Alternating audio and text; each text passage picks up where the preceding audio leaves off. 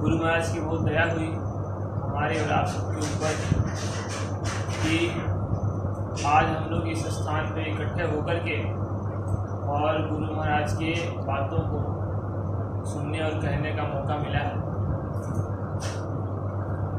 देखिए, गुरु का महत्व सबके जीवन में बहुत होता है। चाहे राम जैसे भगवान हो, कृष्ण जैसे भगवान हो, चाहे पीछे जितने भी महापुरुष आए, सबको महात्माओं की गुरु की जरूरत पड़ी। कहा गया है कि जीवन में 7 प्रकार की गुरु की जरूरत होती है।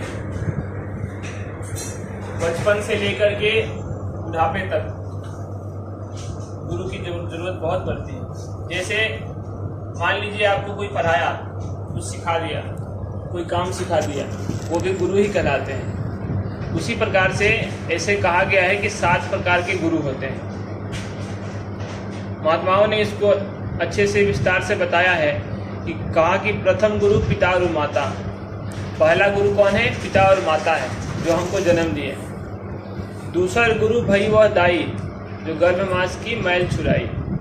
दूसरी गुरु वो जिसको कहते हैं, जो हम लोग जब जन्म लेते हैं तो हमारी जो मैल साफ करती है, वो दूसरी गुरु हो गई।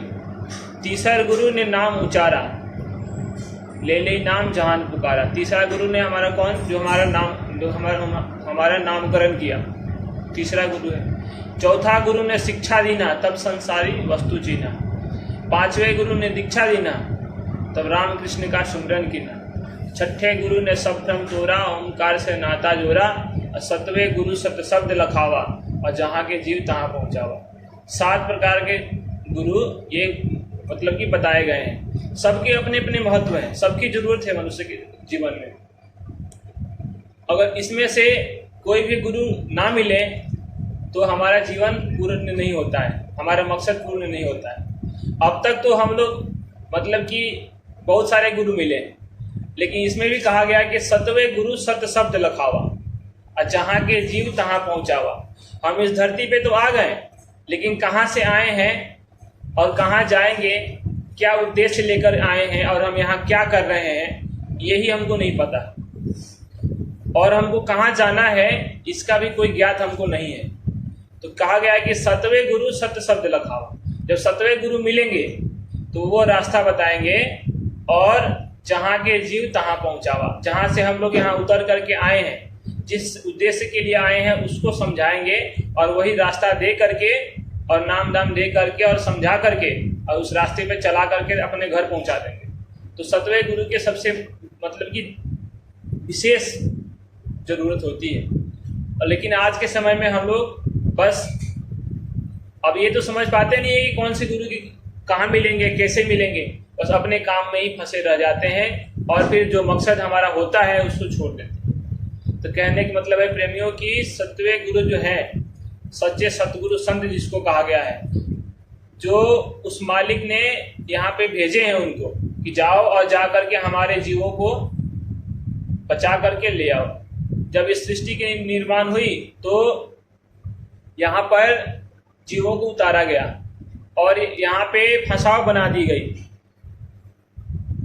यहाँ से हम लोग जा नहीं सकते, ऐसे बिना गुरु के नहीं जा सकते। तो गुरु की आवश्यकता हमारे मनुष्य जीवन में बहुत है प्रेमियों। चाहे वो राम जैसे भगवान हो, कृष्ण जैसे भगवान हो, सब माँ के पेट से ही जन्म लिए और यहाँ आने के बाद जब उनको गुरु मिले और गुरु ने शिक्षा दिया, उनको ज्ञान दिया, तब जाकर के वो भगवान हुए, मर्यादा पुरुषोत्तम भगवान राम हुए। उसी प्रकार से भगवान कृष्ण जब आए तो उनको भी संदीपनी गुरु की जरूरत पड़ी। आध्यात्मिक गुरु होते हैं और मतलब भौतिक गुरु होते हैं, जो ज्ञान कर दे संसार में कैसे रहना है, खान पान कैसे रखनी चाहिए, कैसे हमारा जीवन सुखमय हो, ये सब का जो ज्ञान करा देते हैं। जीवन में रहने का मतलब कि संसार में कैसे रहा जाए, ये भौतिक गुरु हो गए।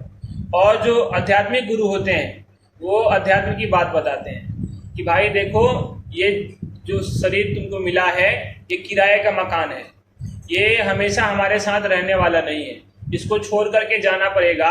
तो कुछ दिनों के लिए मिला है, तो तुम्हारा उद्देश्य क्या है? जब माँ के पेट में हम सब थे तो माँ से हम प्रार्थना करते थे उस मालिक से कि अब प्रभु कृपा करहूँ ये भांति, सब तज भजन करब दिन राति। उस मालिक से हम लोगों ने सबने एक ही गुहार लगाया कि हे मालिक, हमारे ऊपर दया करो, माँ के पेट रूपी नर्क से बाहर निकालो। क्योंकि माँ के पेट में इतनी गर्मी, जठराग्नि कहा गया, इतनी तपन होती है और मलमूत्र की बदबू आते रहती है, उसको भी नरक कहा गया है। कि माँ के पेट रूपी नरक से हमको बाहर निकालिए। बाहर जा करके हम, कहा गया कि महात्माओं को खोज करके और नाम दान ले करके 24 घंटा मिलकर के भजन करेंगे। हम सब ने यही वादा किया। गोस्वामी जी महाराज ने कहा कि अधोमुखी जब रहे थे, थल सिर ऊपर पांव। जब माँ के पेट में हम लोग थे तो सिर नीचे था और पांव ऊपर, उल्टा लटके हुए थे।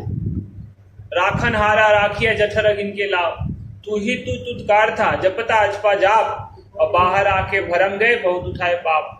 बाहर आकर के हम सब भूल गए कि किस, जब माँ के पेट में हम लोग प्रार्थना कर रहे थे तो मालिक ने हमारे ऊपर तो दया करी, लेकिन बाहर जब आए तो भूल गए उस वादे को कि हमने ये वादा किया था कि 24 घंटा मिलकर के भजन करेंगे, लेकिन हम 1 घंटा भी समय नहीं दे पाते हैं। तो महात्मा ये बताते हैं कि हम उस काम के लिए आए थे, धाम अपने चलो भाई,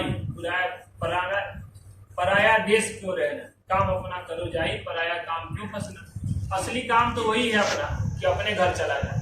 अपना घर तो यही नहीं मानो अपना घर कहाँ है, हम तो इसी संसार को ही अपना घर मान के बैठे हुए हैं। अगर ये संसार अपना घर होता तो हमारे दादा परदादा, हमारे पूर्वज इसको छोड़ करके क्यों चले गए। वो भी जब थे तो कहते थे ये हमारा घर है, हमारा घर है, हमने इस घर को बनाया, महल बनाया, कोठी बनवाई, हमारा ये मकान है, हमारा ये खेत खलिहान, बाल बच्चे सब हमारे हैं, तो फिर वो छोड़ करके क्यों चले। तो रहते हैं यहाँ। एक बार एक राजा अपनी महल को लेकर के बहुत मतलब कि विरोध करता था कि हमने, ये हमारा राजमहल है और मैं इसमें बैठता हूँ, ये हमारा राजमहल है और मैं इसमें बैठता हूँ, कितना सुंदर है। बहुत अहंकार। देखिए कहा गया है कि अहंकार मनुष्य के मतलब कि सभी चीजों का नाश कर देता है। हमारे अंदर जब ये अहंकार आ जाएगी कि हम ही सब कुछ कर रहे हैं, ये हमारा है, तो फिर हमारा तो यहाँ कुछ नहीं है, अपना तो यहाँ किसी का ना हुआ ना होगा।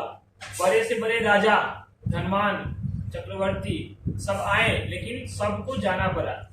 सिकंदर जैसा बादशाह जो पूरा विश्व विजेता कहलाया, कि विश्व को पूरा जीतने के लिए निकला था, उसको भी जाना पड़ा। तो यहाँ पे दुनिया में तो कोई किसी का है ही नहीं, ना कुछ भी किसी का नहीं है, सबको छोड़ करके जाना ही पड़ेगा। तो राजा क्या करता था, तो महात्मा देखे कि इसको तो ज्यादा अहंकार हो गया है, अब इसका कुछ उपाय करना चाहिए।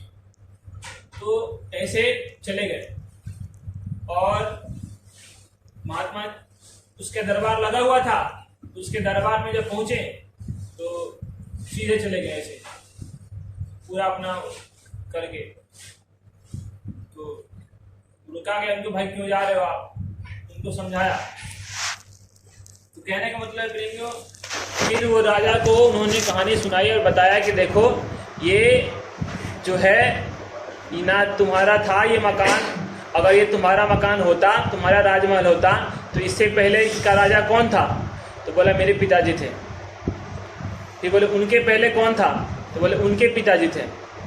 तो बोले उनके पहले कौन था, तो बोले उनके पिताजी थे। तो जब सबके पिताजी थे, उनके पिताजी थे और वो सब चले गए, तो तुम्हारा राजमहल कहाँ से हुआ, तुमको भी तो छोड़ करके जाना पड़ेगा इसको। तो प्रेमियों कहने का मतलब है, यहाँ पे हम जो भी कर रहे हैं ये बस संसारिक सुख के लिए ही कर रहे हैं, और ये सब क्या है, इस सब को, संसार को जब छोड़ करके चला जाना है तो ये सब तो क्षणिक है, ये तो हमारे साथ जाने वाला नहीं है। तो प्रेमियों महात्मा बताते हैं कि 24 घंटा का समय सबको मिला है, इसमें से 22 घंटा अपने घर परिवार के लिए, खेती, दुकान, दफ्तर में जैसे काम करते हैं, ईमानदारी और मेहनत से काम करिए। इसमें से 1 घंटा सुबह और 1 घंटा शाम का समय निकाल करके उस मालिक का, उस परमात्मा का भजन किया करिए, क्योंकि यही हमारे साथ जाने वाला है। और मनुष्य का भोजन मांस नहीं है, क्योंकि खान पान का बहुत प्रभाव पड़ता है। कहा गया कि जैसा खाए अन्न वैसा होए मन। हमारा मन भगवान के प्रति तभी लगेगा जब हमारा खान पान सही होगा, नहीं तो मन का इतना प्रभाव होता है कि थोड़ा सा अगर गलत खा ले तो उसके अनुसार वो भगाने लगता है, भटकाने लगता है, तरह तरह के अंदर में विचार उठते रहते हैं। तो प्रेमियों खान का पान का बहुत प्रभाव पड़ता है हमारे जीवन में। तो उन्होंने कहा कि देखो शाकाहारी भोजन मनुष्य के लिए बनाया गया। उस मालिक के पास से 2 प्रकार के जीव बनाए, एक मांसाहारी और एक शाकाहारी। तो जो शाकाहारी जीव उन्होंने बनाया उसका लक्षण, उसका मतलब कि रहन सहन अलग है, उसका शरीर का बनावट अलग है, और जिसको शाकाहारी बनाया उस मालिक ने उसका अलग है। तो शाकाहारी जिसको बनाया उस मालिक ने उसका पहचान बताया कि देखो उसका नख जो होंगे चौड़े होंगे, दांतें जो होंगी वो चौड़ी होंगी, और श्वासा से शुरू करके पानी पिएगा, बंद खुली आंख पैदा होगा, आंखें उसकी गोल होगी, और चलेगा तो दौड़ेगा तो पसीना निकलेगा। इस तरह बहुत सारे इसमें मतलब कि उसकी पहचान है। तो देख लीजिए आप, जैसे घोड़ा, गाय, बैल, ऊंट, ये सब क्या है शाकाहारी जानवर है, इनकी लक्षण उससे मिलती है। और जिसको उस मालिक ने मांसाहारी बनाया उसका लक्षण अलग है, उसके दांत जो होते हैं नुकीले होते हैं, मांस को नोचने के लिए उसके दांत नुकीले होते हैं, नख जो होता है नुकीला होता है, जीभ से चाट करके पानी पीता है, उसकी आंतें जो होती है छोटी होती है, सुबह से मतलब कि जो खाया उसको कल तक उसको निकाल देता है। और जो शाकाहारी जीव होते हैं उसका लंबी होती है, बहुत बड़ा होता है कहा गया। तो जो खाते हैं हम लोग, जब डाइजेशन प्रोसेस में जाता है तो उसमें टाइम लगता है। और मांस को अगर आप बाहर 1 घंटे के लिए रख दिया जाए उसमें से बदबू आने लगती है, कीड़े पड़ने लगते हैं। और जब शाकाहारी जीव उसको खाता है, जैसे मनुष्य उसको खाया तो शरीर में गया तो वो क्या करेगा, 3 दिन तक तो उसी में पड़ा रहेगा, उसमें बदबू आएगी, सड़न होगा और कीड़े पड़ेंगे, फिर वही बीमारी फैलाता है। तो इसलिए कहा गया है कि मांस नहीं खाना है, शाकाहारी भोजन खाइए। और अपने जो काम कर रहे हैं अपने खेती दुकान दफ्तर में ईमानदारी और मेहनत से काम करें, और 1 घंटा सुबह और 1 घंटा शाम का समय जरूर निकालें। जिस भी देवी देवता का आप मानते हैं, जिस भगवान को आप पूजते हैं उसको मानिए। हमारे गुरु महाराज कभी नहीं कहा कि इनको नहीं मानिए, उनको मानिए, लेकिन 1 घंटा सुबह 1 घंटा शाम जरूर उनका पूजा करिए। क्योंकि कहा गया है कि संतों का दर्शन तभी होता है, कहा कि पुण्य पुंज भी न मिले न संता।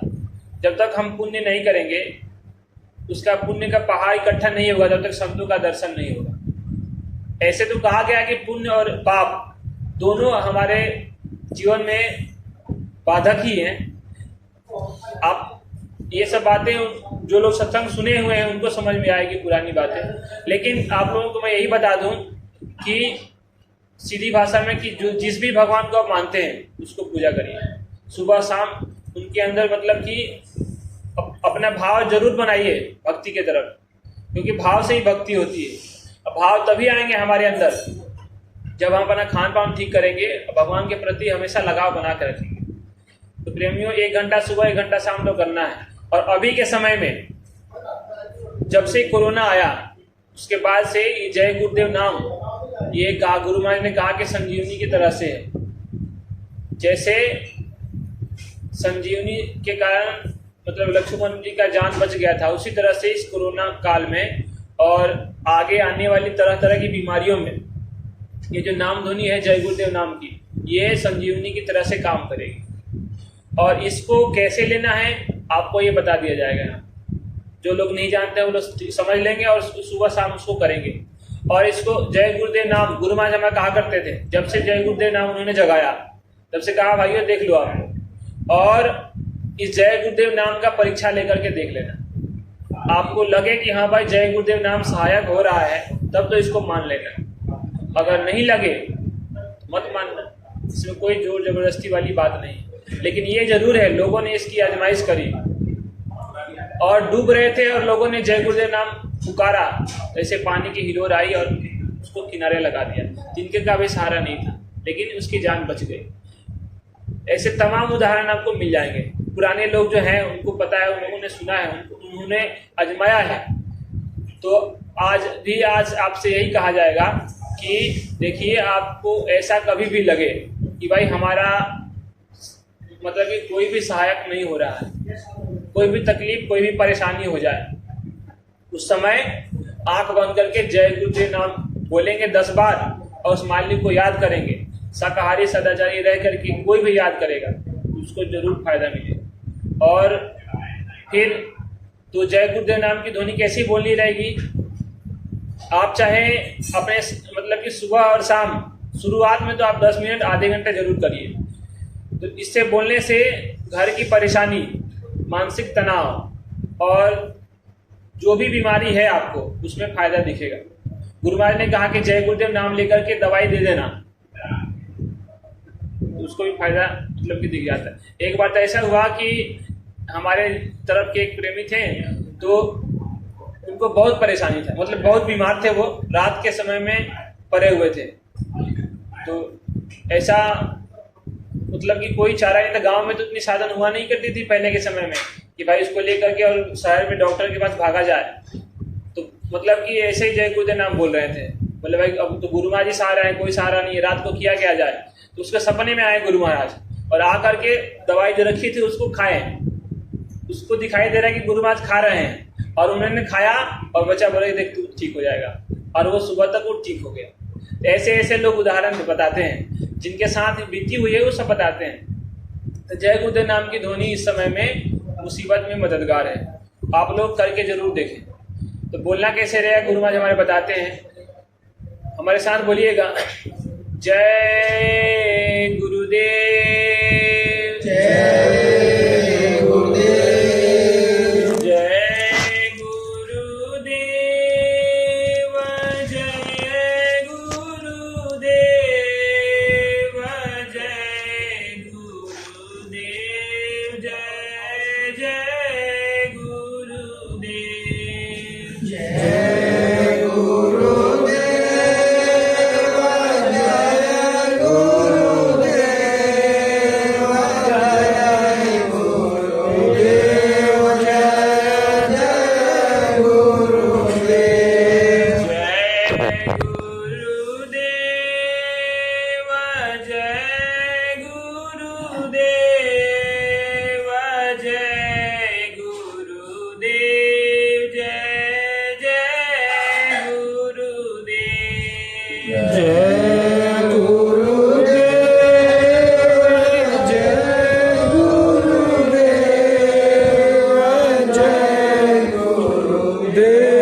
जय गुरुदेव, जय गुरुदेव।